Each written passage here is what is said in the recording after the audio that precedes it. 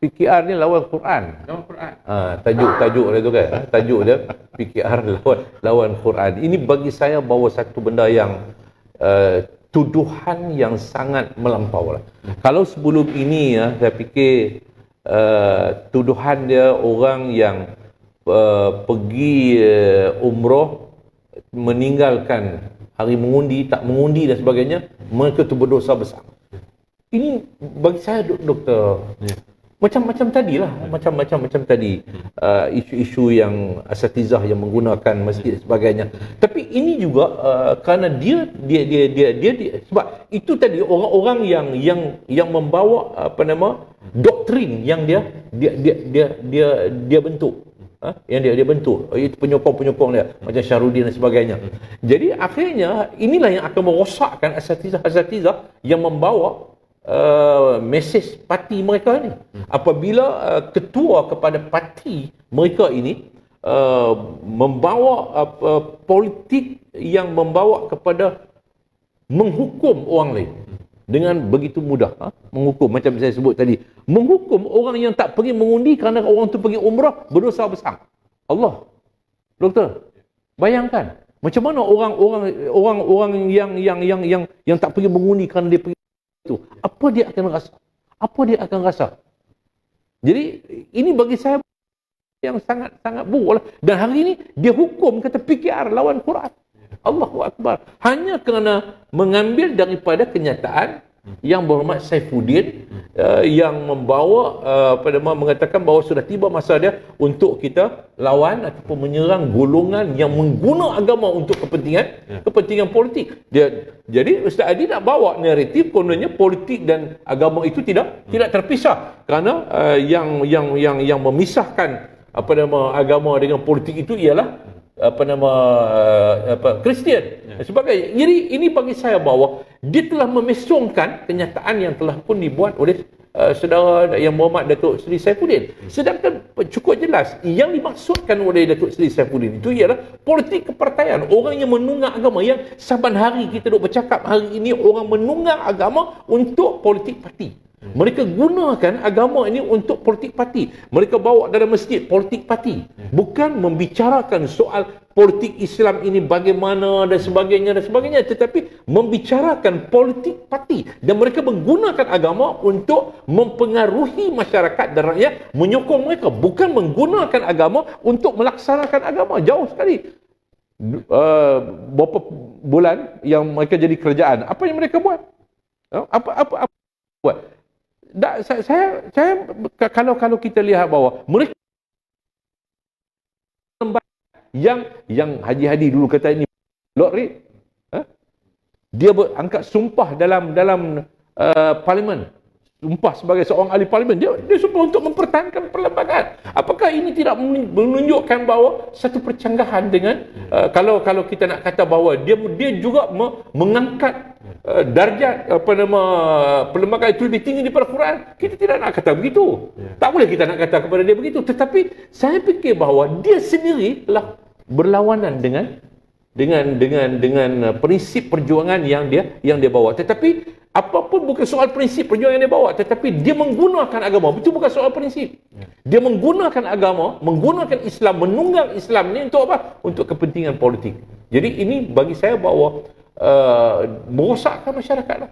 Bila sampai kepada peringkat menggunakan agama menghukum orang yang tak keluar mengundi kerana pergi umrah, itu berdosa besar. Ini bagi saya bahawa satu benda yang cukup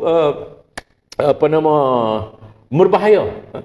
Apabila akhirnya kita kata dia akan membawa kepada pengikut dia kata hang berdosa besar, hang kena bertobat, hang begitu begini dan sebagainya. Kalau seorang katalah tu imam tu bila pergi umrah dia tak pergi mengundi kan, oh hang tak boleh sayang, tak boleh sembahyang belakang hang dah, kami tak boleh berimam, hang berdosa besar.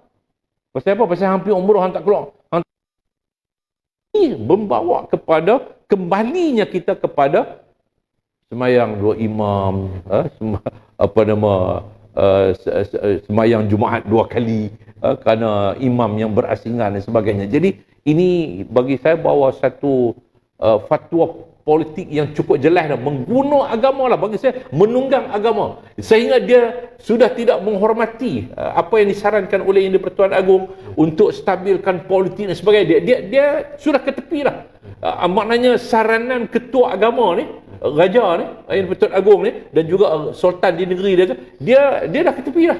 Soal kestabilan politik dan sebagainya tak ada lagi. Tetapi yang penting ialah dia nak pertama bagi saya bahawa dia nakkan supaya ahli PAS ni tidak pergi kepada parti lain. Kerana depa tu lawan Al-Quran. Dia nak kepung dia. Saya fikir strategi mengepung pengundi tak salah. Doktor. Tapi jangan kepung pengundi menggunakan elemen agama. Apatah lagi menggunakan unsur menghukum, maknanya membawa tuduhan kepada pihak yang lain. Kononnya hanya dengan pergi tu hantu. Soalnya begitulah, macam mak ayah kita, tok nenek kita hanya keluar tu hantu. Jadi jangan pergi kepada parti itu kerana parti itu lawan Quran. Sedangkan itu satu tuduhan yang sangat berat, dan saya fikir bahawa ahli majlis fatwa kena bersidang sekali lagi, ahli majlis fatwa kebangsaan dan ke bawah duli Tuanku Sultan Selangor yang juga selaku pengerusi Majlis Kebangsaan Hal-Ehwal Islam MKI untuk melihat perkara ini. Ini sangat berbahaya. Bila dia tuduh PKR lawan Quran, dia tuduh yang pergi umrah tak pergi mengundi itu berdosa besar. Ini bagi saya dah sampai kepada peringkat yang sangat serius, yang kalau kita tidak biar, keadaan ini akan jadi lagi kucar-kacir dan akan memburukkan lagi keadaan. Pertama saya percaya bahawa dia nak mengalihkan pandangan, tetapi saya lebih melihat salah satunya ialah dalam isu yang dihadapi. Dia begitu, saya fikir bahawa dia sedang berhadapan dengan satu tekanan apabila terpaksa hadir ke mahkamah dan menjawab soalan-soalan daripada peguam yang membuat memfailkan petition pilihan raya dan juga peguam mereka sendirilah. Dan ini bagi saya bahawa atas apa keadaan sekalipun menghukum PKR lawan Quran ni tidak wajar. Atas apa keadaan sekalipun. Tetapi saya percaya bahawa tujuan dia lebih besar ialah untuk pilihan raya 6 negeri. Ini tujuannya yang besar sebenarnya, dia membawa untuk memastikan supaya tidak akan berlaku lagi. Sebab sekarang ni dia sudah mula ada berlaku di kalangan masyarakat di bawah, termasuk ahli-ahli PAS, doktor. Ahli-ahli PAS sendiri dia dah mula mempersoal, siapa banyak sangat fatwa-fatwa politik yang tak masuk akal bagi depa. Takkanlah fatwa politik orang UMNO yang belum ini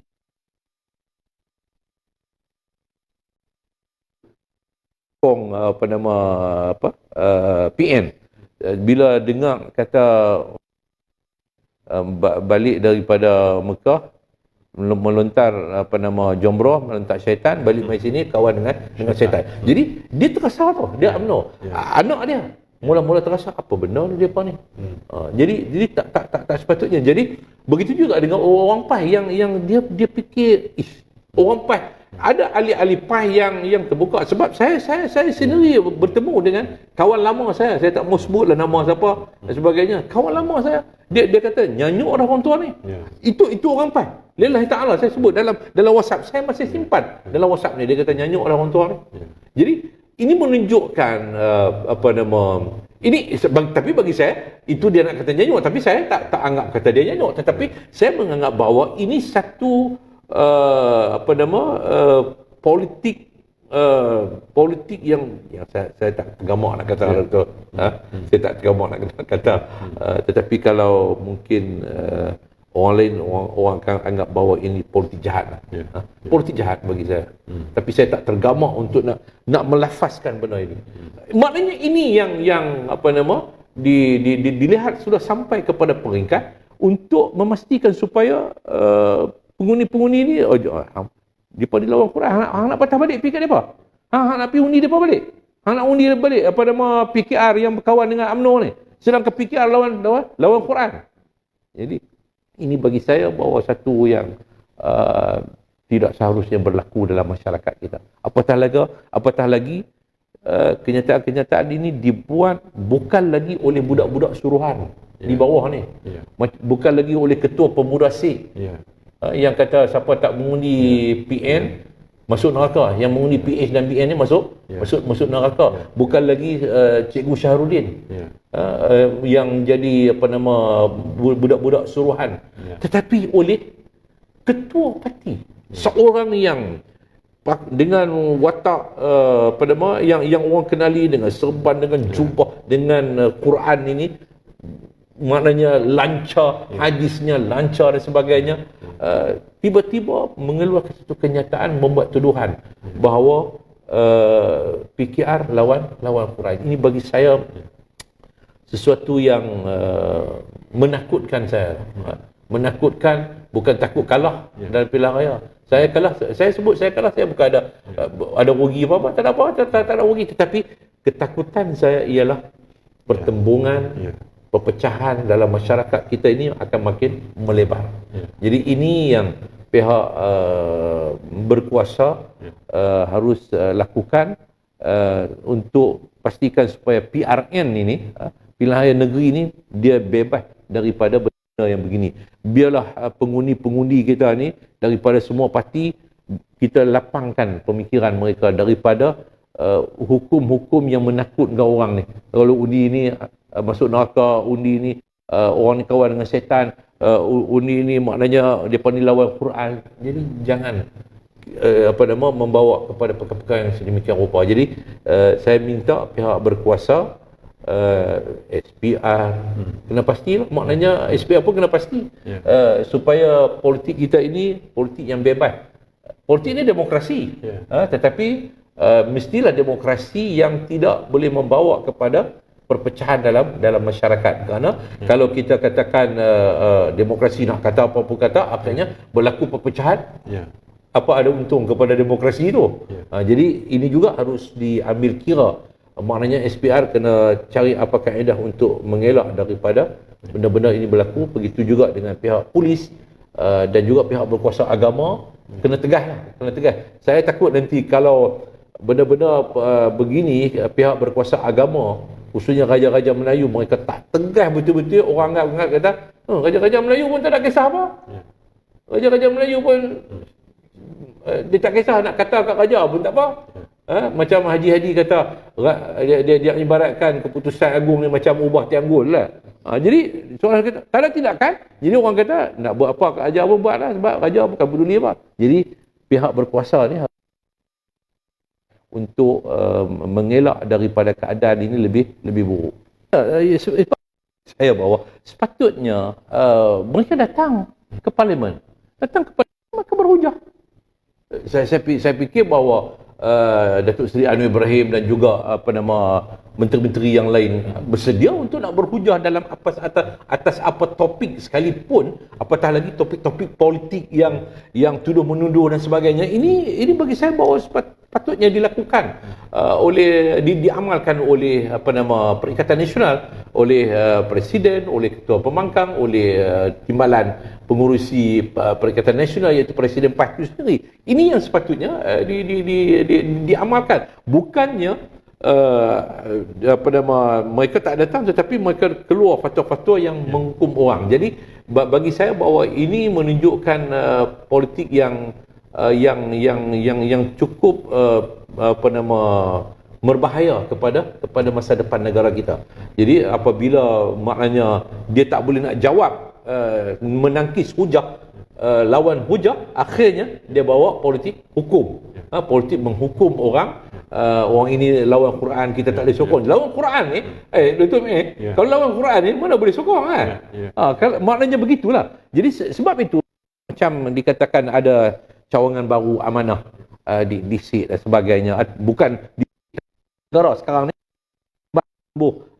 cawangan-cawangan amanah yang baru yang daripada pelbagai pihak lah yang datang, khususnya daripada sekarang ni, yang mari untuk menyertai amanah. Kenapa? Saya tak bimbang bagi orang yang ada pemikiran yang waras, pemikiran yang terbuka dan sebagainya. Mereka ada latar belakang knowledge dari segi Islamnya dan juga ilmu-ilmu kemasyarakatan. Mereka akan lihat apa yang berlaku dalam apa yang dikeluarkan, apa yang dinyatakan oleh pemimpin-pemimpin PAS itu, pemimpin PN ini, satu benda yang sangat buruk dan tidak wajar didokong. Tetapi yang saya bimbang ialah ahli-ahli yang menjadi pengikut yang keras, yang setia. Ini yang setia membuta tuli ni. Ini yang saya cukup bimbang bila ketua kata PKR lawan Quran, dia mengheret orang untuk memerangi orang lawan Quran. Sebab orang lawan Quran ni kena diperangi. Sebab itu maknanya mereka akan mengambil kaedah itu untuk memerangi orang lawan Quran. Pernah kita keluar parti, kita keluar daripada PAS. Ada tok guru PAS mengatakan halal darah kita buruh pendaraka. Jadi bagi orang yang waras tak apalah, tapi akhirnya anak yang keluar PAS menentu menyertai akhirnya dia tak bolehlah kata halal darah sebab itu anak menantu dia. Memang inilah keadaannya. Maknanya orang yang dia tak ada ilmu yang mendalam, dia walak membuta tuli, yang sekarang ni orang panggil walaun. Walaun ni. Jadi dia akan ambil satu tanggungjawab berat sebab dia dah ditiup dengan semangat jihad. Semangat jihad ni kan. Sampai ada ustaz-ustaz PAS yang orang duk viral kata mati dalam mesyuarat PAS ni lebih mulia daripada mati tengah sembahyang, tengah ibadat yang lain. Jadi ini yang saya takut ni, pahaman-pahaman yang begini. Maknanya akhirnya dia kata tak apa, aku bersedia untuk mati kerana Islam. Maknanya orang panggil apa, yang bawa bom berani mati tu. Soalnya begitu. Saya bimbang ni. Saya bimbang bila ulama menghukum bahawa PKR lawan Quran. Jadi dia akan cari PKR. Dia akan cari di mana pejabat PKR, dia akan letup. Walaupun mungkin sampai kepada peringkat dia sanggup menggadai nyawa dia, asalkan aku telah berjaya menyempurnakan tugas yang besar untuk lawan orang yang lawan Quran. Ini pihak berkuasa kena lawan.